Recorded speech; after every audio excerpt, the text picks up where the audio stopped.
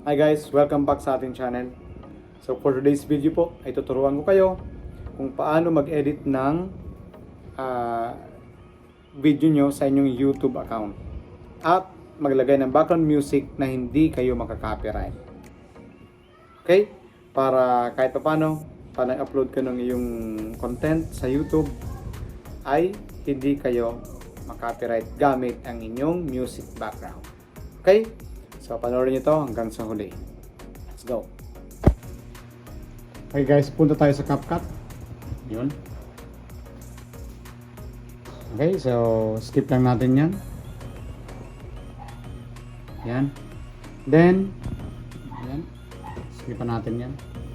Then, punta tayo sa new project.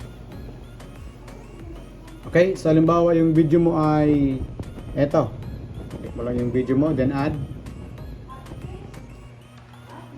Then, yan yung video mo, okay?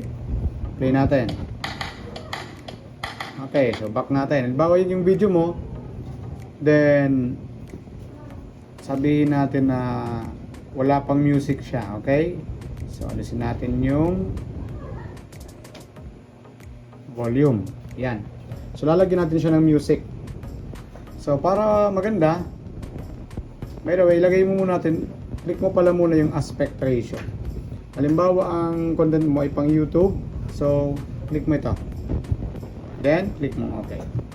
Yan. So, pag maglalagay na tayo ng ating background music, okay? Pag nilalagay ng background music, click lang natin ang audio.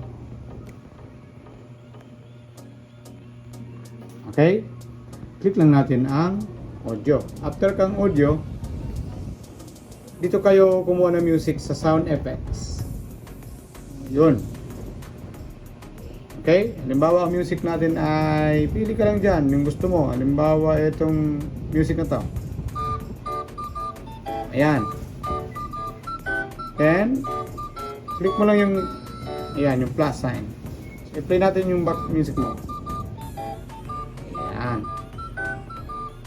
Ngayon, para hindi ka makopyright, tapos kung may add yung music mo, click mo yan, then punta ka sa speed. Kailangan i-edit natin yan. Lagdagan lang natin na halimbawa 1.1 or 1.2. Yun. Medyo bumili siya, palitan natin yung pitch. Then click natin yung check.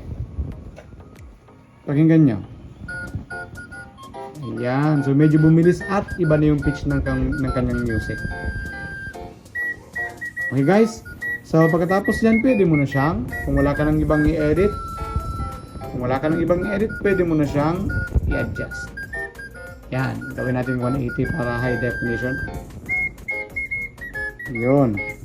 Kita nyo guys, so ganyan lamang po ang pag-edit ng background music para hindi kayo maka-copyright. Okay, palitan mo yung speed, palitan mo yung pitch niya. So, pwede nyo na siyang i-export. Okay, so ganyan lamang guys. Sana nakatulong. Thank you and